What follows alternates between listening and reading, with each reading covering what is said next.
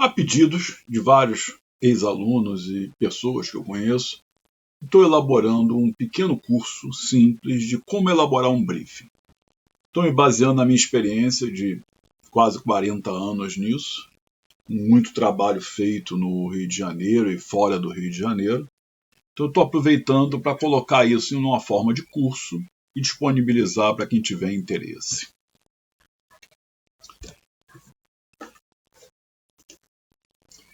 Primeiro eu vou me apresentar, mostrar quem eu sou para quem não me conhece, que já que eu vou divulgar o curso nas redes sociais, pode ter gente que não me conheça tão bem, então eu vou colocar tudo disponível para todos. Meu nome é Antônio Maria Carneiro Neto, sou arquiteto, graduado na Universidade Silvio Souza do Rio de Janeiro na turma de 1985. Tenho pós-graduação em Gestão e Gerenciamento de Projetos pela Faculdades Integradas de Jacarepaguá e tenho MBA em Design de Interiores pela IPOG em 2020.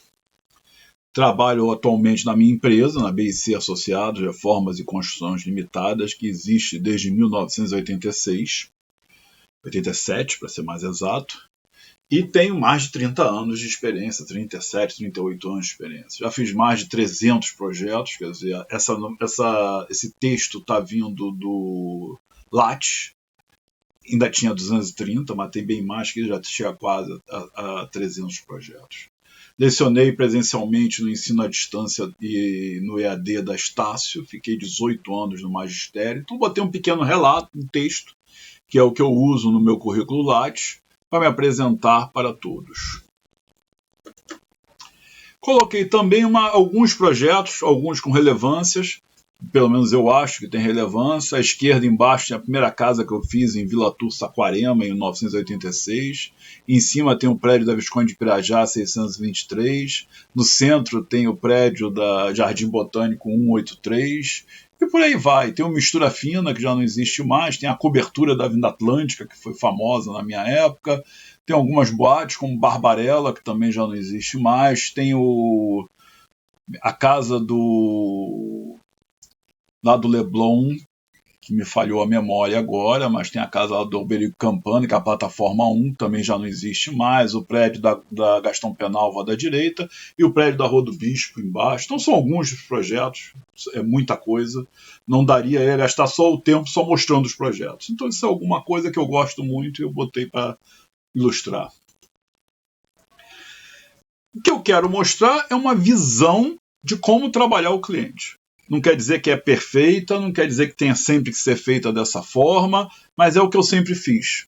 Uma ou outra coisa eu mudo, mas normalmente é o que eu faço. É uma visão de como tratar o cliente. Antes de começar, peguei esse poema. Interessante, não é exatamente sobre briefing, mas aparentemente é um briefing. Era apenas um papel com as coordenadas, não era nada demais, nada que ninguém pudesse preencher. Previsão, alerta, direção. Era uma folha para ser preenchida à mão, manual, o oposto da conclusão.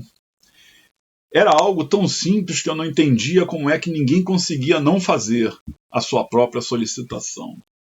Era uma bobeira pequena, um pedido qualquer, e como se fazia difícil para explorar o que se quer. Era só uma folha, uma requisição que explica uma razão. Um dos motivos da dificuldade de externar emoção.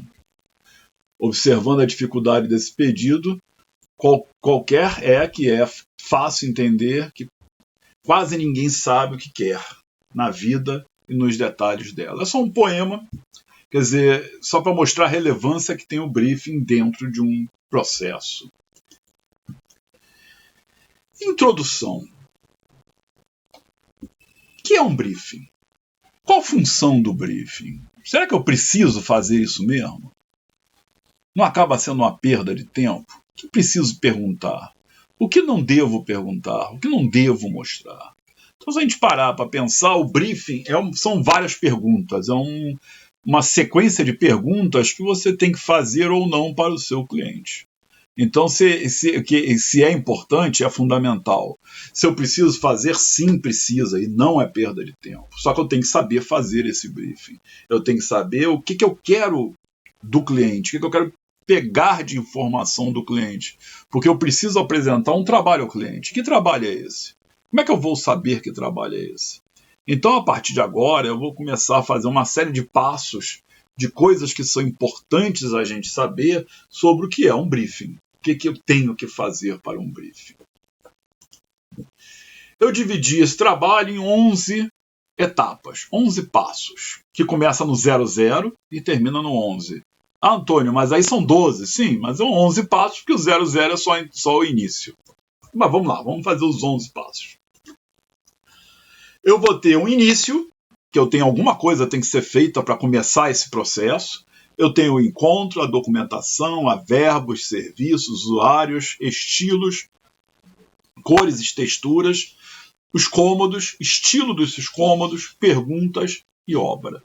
Então eu tenho uma série de coisas que tem que ser discutida com o cliente. Eu não posso fazer as coisas do jeito que eu acho, eu tenho que fazer de como o cliente quer, que eu dividi nesses passos para a gente ir ilustrando e definindo o que é cada coisa. O início, passo 0. Primeira coisa que eu faço, se um cliente entra em contato comigo, Antônio, eu quero fazer um projeto. Bom, eu vou marcar com ele um encontro, de alguma forma, e depois que ele marquei com ele o encontro, eu vou definir o número desse trabalho. O que significa isso? Eu defino um código para esse trabalho que vai ser só desse trabalho.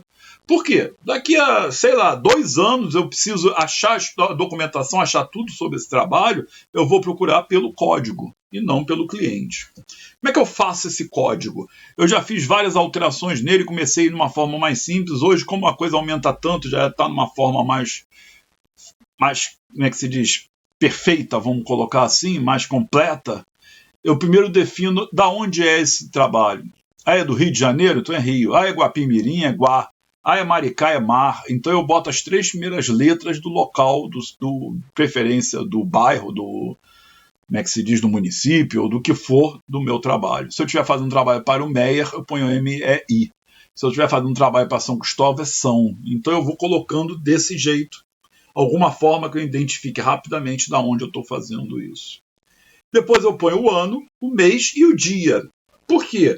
Para poder ter uma ordem de sequência. Sempre desse jeito. E depois desse dia, quer dizer, no meu exemplo ali eu botei 2022, 11, 2. E eu tenho o trabalho 1. Então ele é o primeiro trabalho do dia 2. Se eu pegar outro trabalho, vai ser o 02, ou depois o 03. Isso quer dizer o quê? A cada dia eu começo uma sequência nova. Então eu não corro o risco de ter números repetidos ou ter números absurdos. E por último eu ponho a finalidade, se é só projeto, se é obra, se não é. Então é um código. Esse código vai servir para definir esse meu cliente no meu processo. Então vamos. Depois que eu fiz isso, eu marquei o encontro. Então, onde será este encontro? Onde eu marco o encontro com o cliente? Marco no meu escritório? Marco na casa do cliente? Marco em um lugar público? Marco online?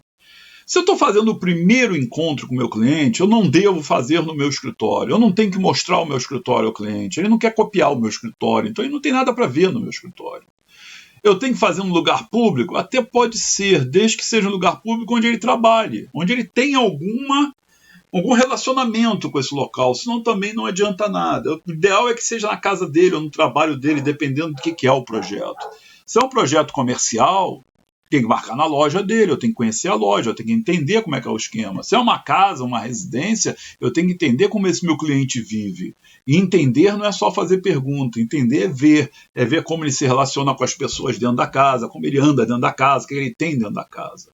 Fazer online é mais complicado, porque você vai perder esse feeling do entorno. Mas é uma possibilidade em época de pandemia. Se não tiver na pandemia, vai pessoalmente, marca um encontro, marca na casa do cliente, vai conversar com esse cliente, vai entender como é que ele vive. Se ele vive em bagunça, se ele não vive, se ele é um cara muito certinho, se não é, se ele gosta de coisas caras, de coisas mais ou menos, você tem que entender isso. Quando você marcar esse encontro, uma coisa que você deve definir sempre com o teu cliente, antes de começar a fazer qualquer coisa para ele. Primeiro, você tem que definir horários. Não adianta você começar a trabalhar para o teu cliente e te ligar 9 horas da noite, num sábado, querendo fazer perguntas sobre alguma coisa. Isso não pode acontecer.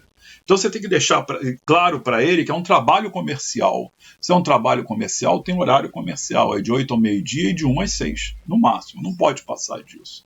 Ah, Antônio, mas ele queria tirar uma dúvida, tira no dia seguinte. Nada vai acontecer de um dia para o outro.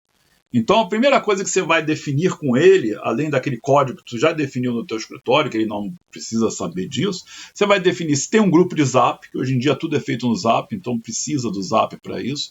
Faz um grupo com ele, pega os dados dele, da esposa dele, de preferência, os dois juntos, porque sempre um tem uma opinião diferente do outro. Pega o Zap, faz um grupo com você, com teu sócio, com quem mais for.